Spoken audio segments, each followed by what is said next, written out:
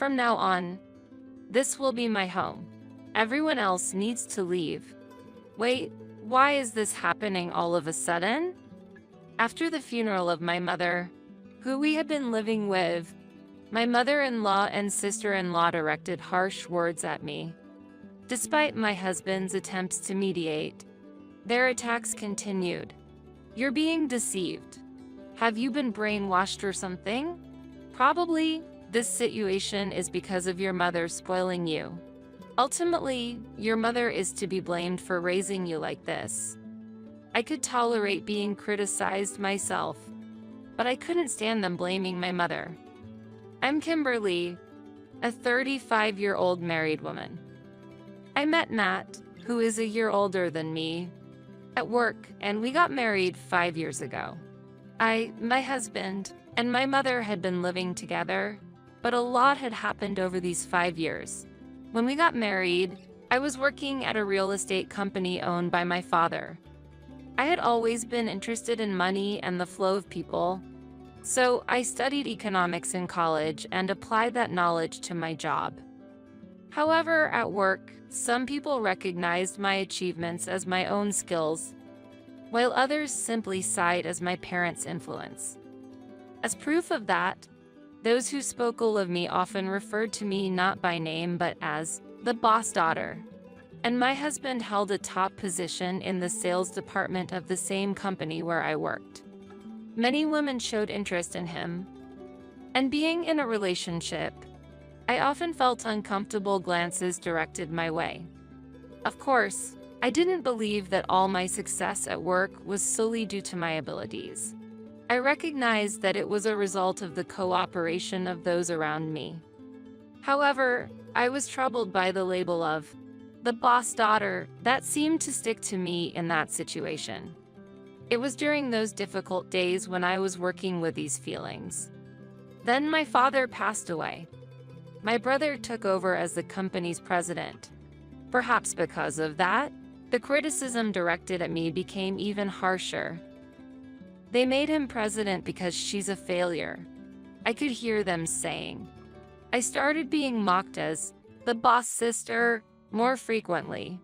Normally, it might have just been irritation, but at that time, I had just lost my father. I was emotionally drained, and those words cut deep into my heart. After my father's funeral, I began to think about what I really wanted to do. My mother had always taught me to live freely since I was a child, but I had always felt that working in my father's company was the natural path.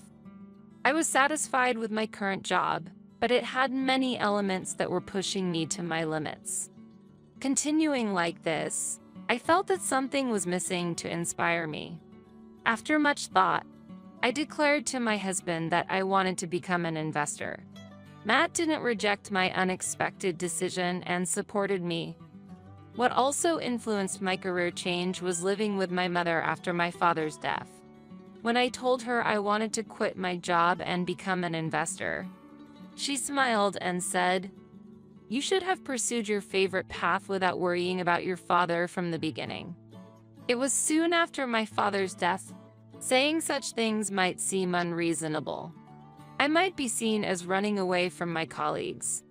But before talking to my mother, I had worried about such things, but seeing her smile, I no longer cared about other people's opinions. Amid the busy days of funerals, inheritance, and moving, I embarked on a new start as an investor. Naturally, not everything went smoothly from the beginning, but my calm husband and mother supported me each step of the way. Using my past savings and the inheritance my father left behind, my investments progressed smoothly thanks to their support. After a few years, my income surpassed what I used to earn. During these fulfilling days, there were people who troubled me. They were my mother-in-law and sister-in-law. My sister-in-law, 4 years older than me and still single, had never seemed to like me much from the time our marriage was decided.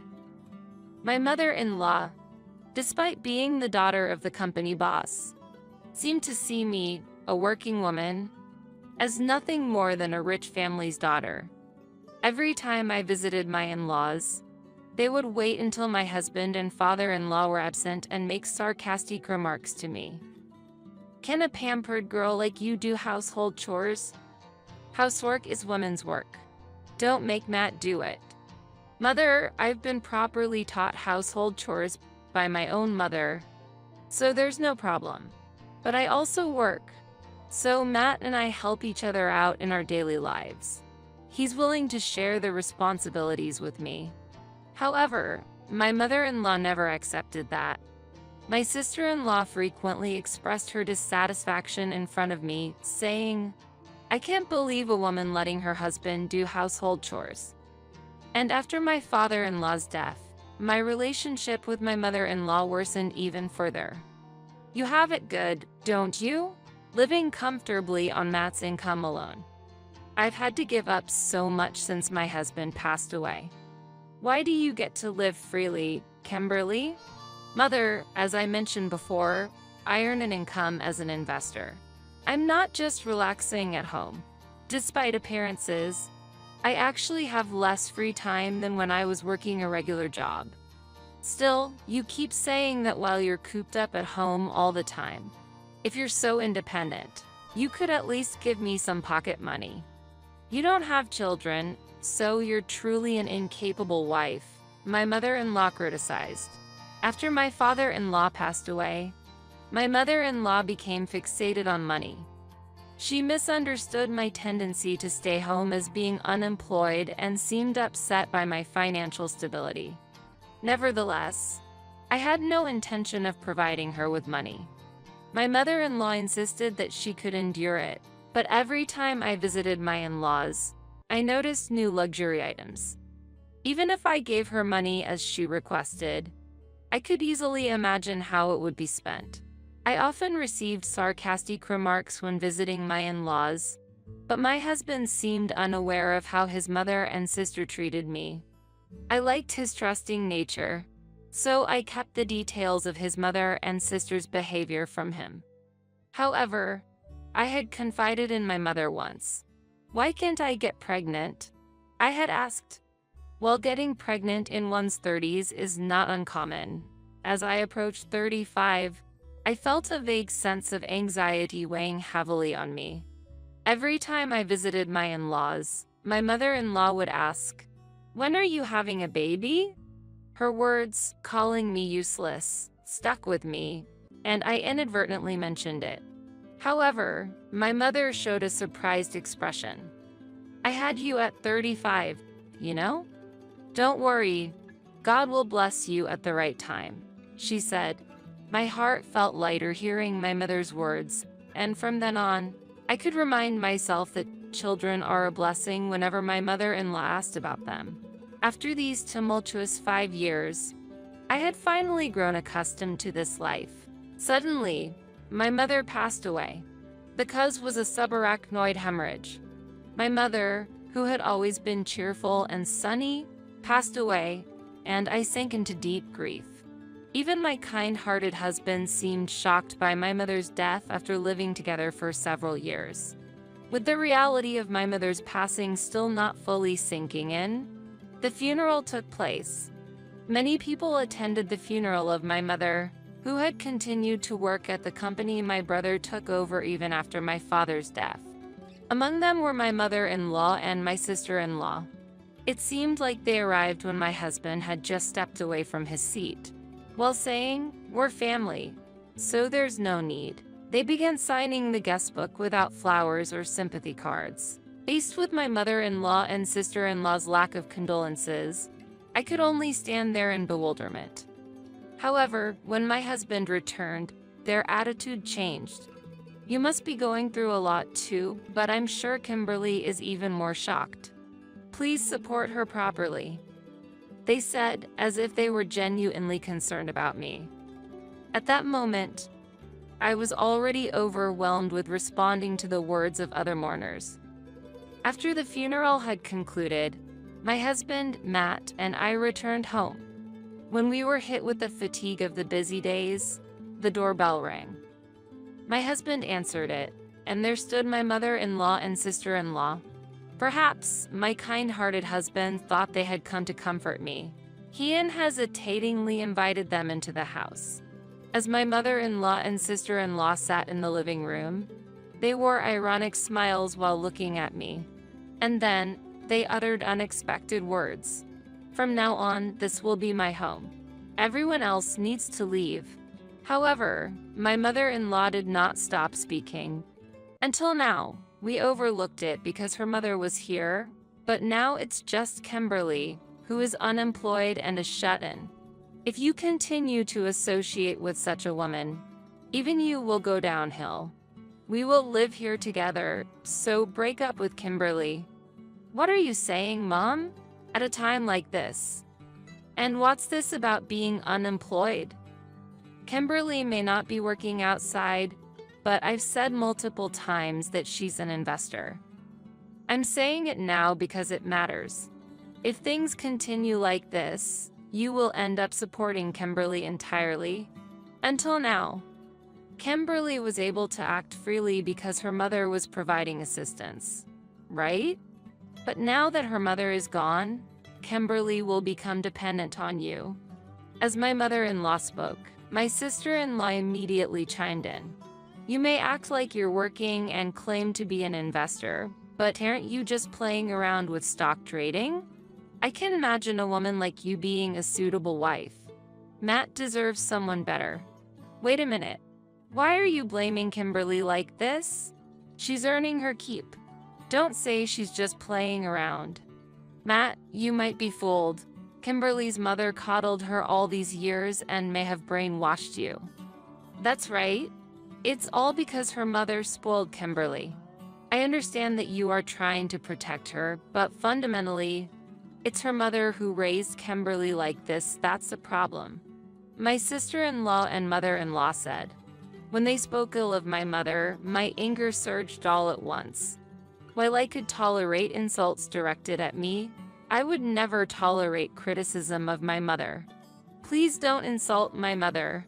I expressed my anger and stared at my mother-in-law and sister-in-law. Yeah, I bet you don't like hearing your mother being spoken ill of. Until now, she supported your princess-like lifestyle and allowed you to be unemployed and a shut-in. Now that your mother is gone, you're facing the harsh reality.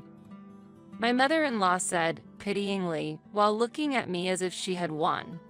My clenched fist trembled with anger, but I took a deep breath to calm myself and tried to respond.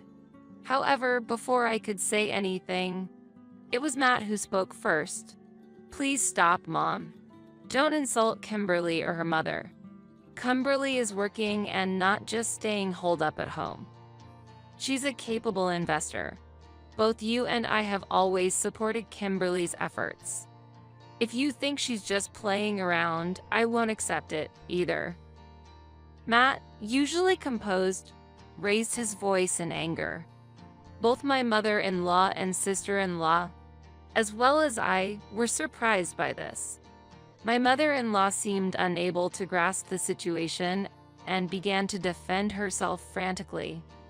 Matt, don't get so angry. But it's true that your income has supported your lifestyle. Kimberly enjoyed a life of luxury thanks to her mother's help. And you bought this high-rise condo for her, didn't you? Matt, you deserve better. If you live with us, I'll take care of all the household chores. A small allowance should be enough. And, wait, Mom, don't you know? Interrupting my mother-in-law, Matt sounded alarmed. My mother-in-law's face twisted in confusion. What do you mean, don't you know? What? My mother-in-law gasped in surprise at Matt's words. This apartment belongs to Kimberly. She looked wide-eyed, unable to believe what she was hearing. Huh? This condo is Kimberly's. Didn't you buy it for her, Matt? When did I ever say that? This condo was left by Kimberly's father, and he inherited it. So, Kimberly is the owner. Plus, we split the living expenses equally. I don't know what you think, but in reality, Kimberly earns more than I do. What? My mother-in-law and sister-in-law exclaimed in shock. And no wonder, they had been criticizing me as unemployed and a shut-in all along. Meanwhile, Matt had excelled in his job, even becoming a department head at a young age. They never could have imagined that I earned more than him. My mother-in-law was overwhelmed by Matt's words and fell silent. Instead, my sister-in-law spoke up. Is that true? Being an investor, can you really earn that much? Just personal trading. It's hard to believe you make more than a regular employee. I can speak for other investors, but Kimberly has a keen investment sense. Everything she said is true. And seriously, insulting my beloved wife like this? Saying this is my house? That's not a joke. Get out of here right now. This is Kimberly's house. Upon hearing this, my sister-in-law appeared unsettled and made an even more astonishing statement. Wait a moment. We were planning to live here starting today, and we've already sold our house. What? We have just heard that they sold their house and could hide our surprise. You sold the house? Why all of a sudden? I wish you had at least discussed it with me. Well, we thought we could live here and we needed the money. I quit my job, thinking that Matt would take care of things. So I can't stay here. Mom, can you explain to Matt a bit? My sister-in-law appealed to my husband while looking at their stunned mother. But my mother-in-law, still in shock, couldn't seem to recover. Watching this, my husband expressed his anger. My sister-in-law, at a loss, turned to me next. Kimberly, I'm sorry for everything. Please, I'm begging you, convince Matt. We can't go on like this. If you've sold your house, you should have a substantial amount of money, right? Why can't you manage with that? I coldly brushed off my desperate sister-in-law. In response, she became angry and defensive. Don't act so high and mighty. Just because you're making money from your investments doesn't mean you can look down on me. I've had enough. Please, just be quiet, Cess. My husband's strong, angry voice drowned out my sister-in-law's. She fell silent, and my husband shot her a piercing look. Enough about the family home. You can use the money you got from selling it for your future. Please leave this place right now. Saying that, my husband escorted my mother-in-law and sister-in-law out of the house and locked the door. For a while, we could hear the doorbell ringing, banging on the door, and my sister-in-law's cries. But eventually, silence returned. A few days later, we heard from relatives that my mother-in-law and sister-in-law had moved to a modest apartment and were starting a new life together. It seems the family home didn't sell for a high price due to its poor location, but they were managing to make ends meet with the money they got. However, my sister-in-law couldn't find a stable job and quickly faced financial difficulties. She tried to rely on my husband several times, but he firmly refused. They sold all their brand name items and currently support themselves through part-time jobs. On the other hand, I was free to work as an investor without troublesome people around me. And next year, we were expecting an addition to our family. I gently stroked my growing belly, remembering my mother's words, God will grant it at the right time. Reflecting on it, I felt gratitude once again while thinking of my mother.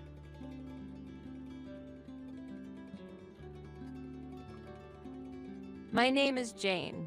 I am currently fulfilling my role as a professional while simultaneously raising my beloved only son, Paul. I have a long history of work experience and never intended to give up my career, even after getting married. Especially in my small but independent company, I have never faced a situation where my salary was reduced even after returning to work post-childbirth.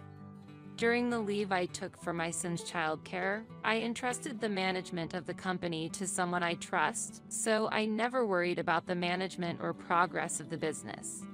However, the only issue that troubles me amidst my peaceful days is entirely different. It involves the presence of my mother-in-law. My husband Danny, our son Paul, and I lived together in a comfortable house.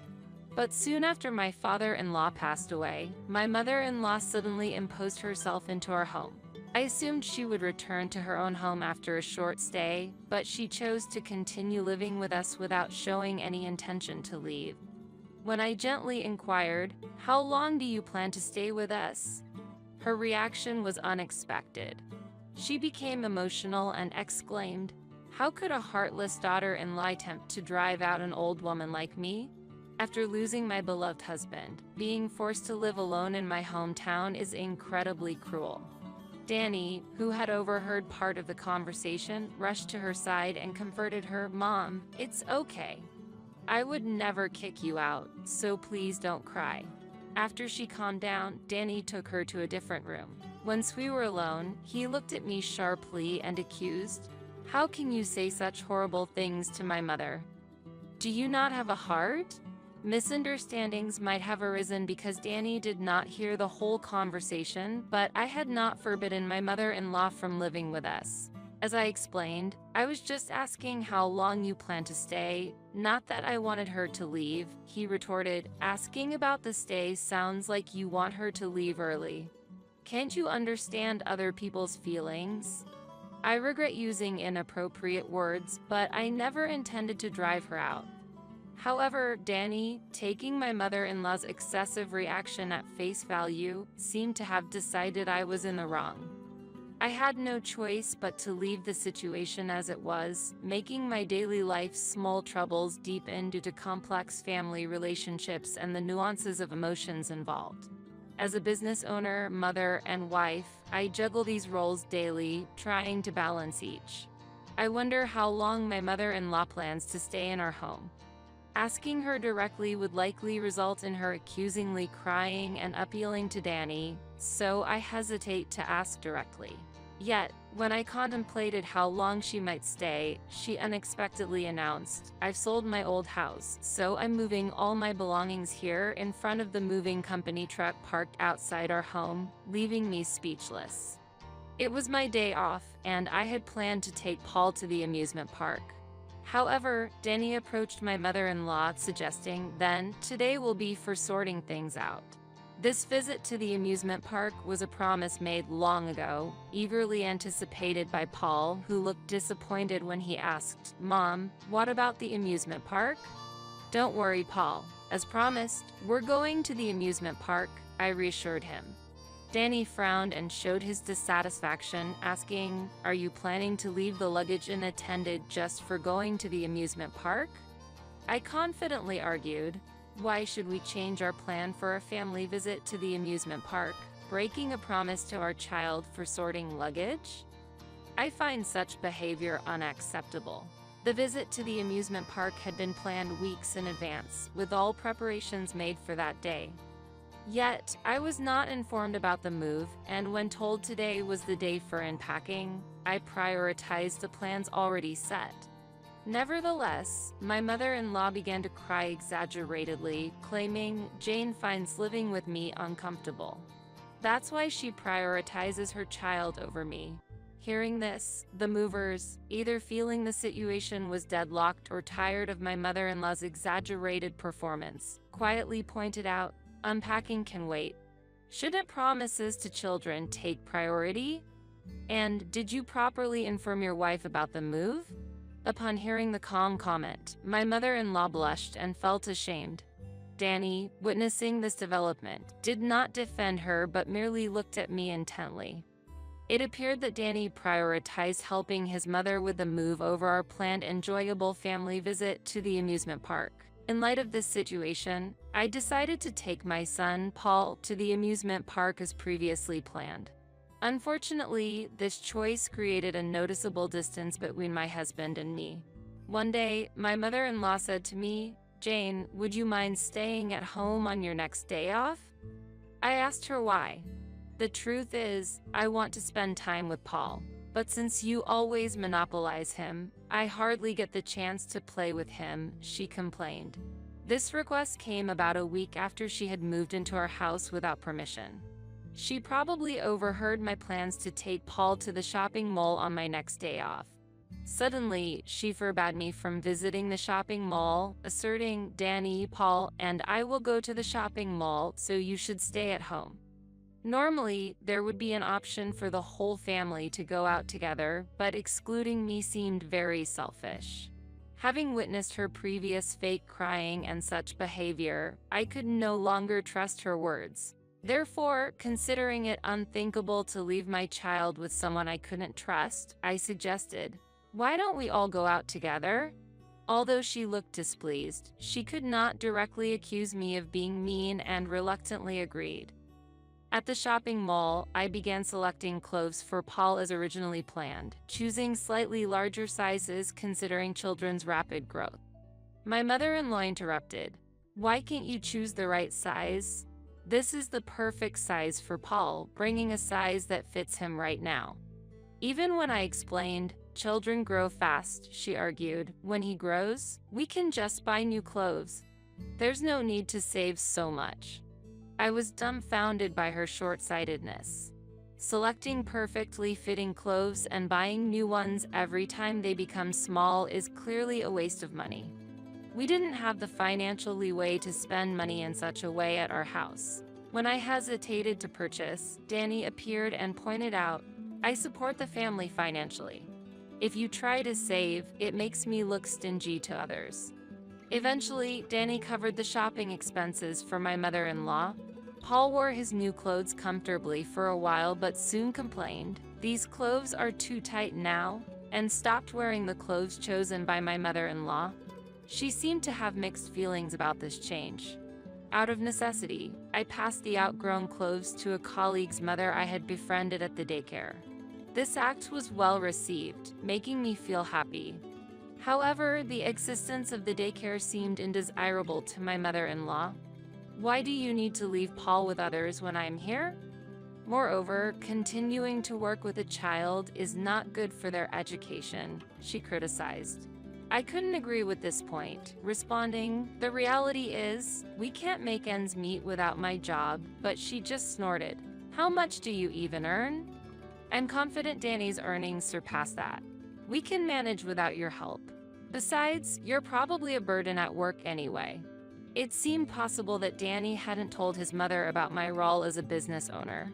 His occasional bragging nature might have led him to hide such an important fact, perhaps to avoid letting his mother know that his wife earns more than he does. Faced with such a situation, I was deeply disappointed. "Actually, I earn more than Danny," I explained calmly yet firmly. My mother-in-law's response turned to anger. "How can you say such a thing? Looking down on your own husband and boldly declaring you earn more. Do you not respect your husband? You neglect your duties at home and boast about out-earning him. Don't you have any respect for him? Danny can manage perfectly fine without you," she exclaimed furiously. As her anger reached its peak and her voice echoed throughout the room, Danny appeared, asking, "What's going on here?" As if she had found reinforcements, my mother-in-law spoke with renewed vigor. "Hey, Danny. Actually, we wouldn't be troubled without Jane, right? It should just be you, me, and Paul living happily together. Don't you think our life is being constrained because Jane is here?" She said, "What? Yeah," Danny hesitantly, but eventually, showed his agreement. "Then the best thing to do is to divorce," she continued, and shockingly, she immediately took out a divorce form. It seemed she had wanted our divorce for some time.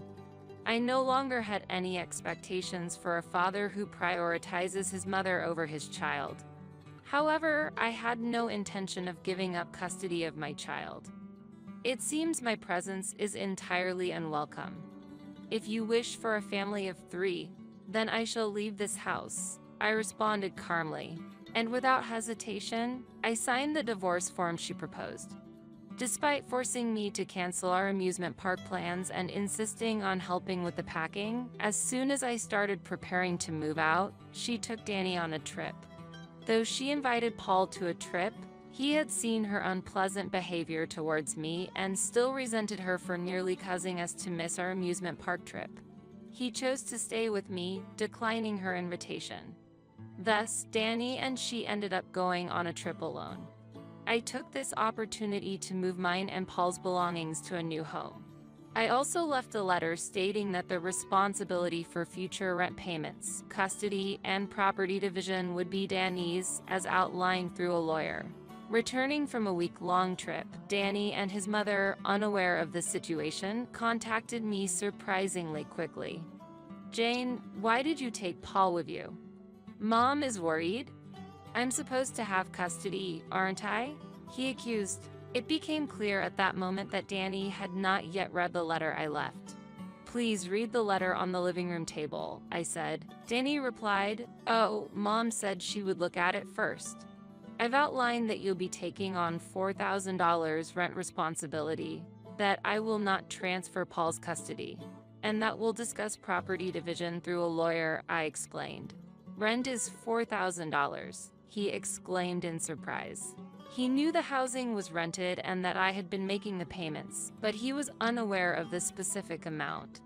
I couldn't believe he was unaware of the rent amount while managing our finances. Indeed, this house was a rental, costing a hefty $4,000 monthly, and initially, I was against living here. However, Danny was adamant about living in this house, and eventually, we rented it according to his wishes. As a president, you should have no problem with this level of rent, right?" he said, leaving the burden to me. As a result, I ended up paying $4,000 rent monthly, with Danny covering other living expenses. However, he was careless with money and prone to spending impulsively. There was an instance at the shopping mall where, after shopping without calculating, my mother-in-law ended up short at the register and reluctantly called me for help. It seems this mother and son lack financial management skills, often spending on personal luxuries before covering living expenses. I had to cover the shortfall each time. I had savings for Paul's future and was putting my entire salary into our household, leaving me with very little personal spending money. Recently, I also had to cover the expenses and pocket money for his mother, putting us in a financially tight situation. But with the divorce finalized, I am relieved from the burden of $4,000 monthly rent. Registering the house under his name, which was done for his vanity, turned out to be fortunate. This allows me to withdraw from the financial carelessness of the two, bringing significant mental relief. "There's no way I can pay that amount. You've always been paying, continue doing so," he pleaded. "Why should I pay the rent for a house I no longer live in? I was driven out by your mother. The divorce is finalized, and there's no longer any connection between me and that house. Therefore, I have no obligation to pay the rent," I countered. So, please help me," Danny begged pathetically, but then it seemed his mother grabbed his phone, and her voice came through. "We can pay the rent without you. Even the amount you claim to have been paying is manageable for Danny," she asserted. "With a take-home pay of only $2,000, how do you plan to pay the monthly rent of $4,000? Are you going to use magic?" "That would be remarkable," I said sarcastically. "What?" came the reply. It seemed that my mother-in-law genuinely misunderstood Danny to be financially well off, probably because she saw him paying during their shopping trips, leading her to believe he was wealthy. I was just dumbfounded by this fact. I thought it was impossible for Danny, with his take-home pay of $2,000 and almost no savings, to afford the rent. Moreover, expecting them to raise a child healthily in their financially unstable situation would be difficult. Even without Paul's consent, custody would naturally fall to me, as Danny and my mother-in-law couldn't provide a suitable environment for raising a child. So, what should we do then? They were bewildered. If you can't pay the rent, you have no choice but to change your living situation. You'll have to notify the real estate agent to cancel your lease. The longer you delay, the more you owe in rent. I urged them to act swiftly. My words were met with, "Shut up. I know that much." from my mother-in-law, who clearly had no room for fake tears in this situation. After hanging up, I completed the move to a new apartment with Paul. This apartment is close to my workplace and conveniently located near shops and medical facilities. About a month after the divorce, my mother-in-law and Denny showed up at my company. They began loudly demanding to see me at the entrance, as reported by the receptionist. I was out having lunch with Paul at the time but hurried back with him upon hearing they were causing a commotion. Fortunately, there's a daycare within the company, so I could bring Paul inside. Seeing my mother-in-law and Danny waiting at the reception was a surprise. I was puzzled by their visit since the lawyer had reported they hadn't responded to our discussions. "Jane, can't you just come back home? We understand you were making the payments. Please stop being stubborn," my mother-in-law pleaded with tears, thinking her act would work on someone other than her son. She clearly intended to paint me as the villain. Witnessing her behavior, Danny joined in. "What do you mean by getting a lawyer involved? This is a family matter. Surely, Paul would prefer his parents to be together. However, a father who chooses his mother over his son would only sadden the child." I sighed and replied, "Now that we're divorced and essentially strangers, please communicate through my legal representative for anything." Danny, realizing he wouldn't get through to me directly, turned to Paul with my mother-in-law. "Hey, Paul, you want to be with your dad and grandma, right? Aren't you lonely when your mom is always busy with work?" Frightened by their words, Paul hid behind me and cried out loudly, "I hate you both because you're mean." His crying had a more significant impact on the people around than my mother-in-law's fake tears. Soon after, other employees came and escorted Danny and my mother-in-law outside, to my relief. Later, after notifying them through the lawyer that any further company visits or following us would be reported to the police, they quieted down. Subsequently, Danny and my mother-in-law abandoned their $4,000 a month housing for a dilapidated apartment. Danny's fate took a darker turn as he had previously bragged about living in a luxurious home beyond our means at his workplace. Fearing the revelation of their move to a rundown apartment, he quit his job without consulting his mother, leading to her fury upon discovering his sudden job resignation. As a result, they started working to earn an income, frequently blaming each other for abandoning me and Paul, resulting in constant arguments. Despite this, they are trying to make ends meet, sending child support monthly while working hard. Meanwhile, my business is thriving, and despite the absence of his father, Paul is growing up to be a well-rounded boy. Even without an unfit father, I am determined to raise him well.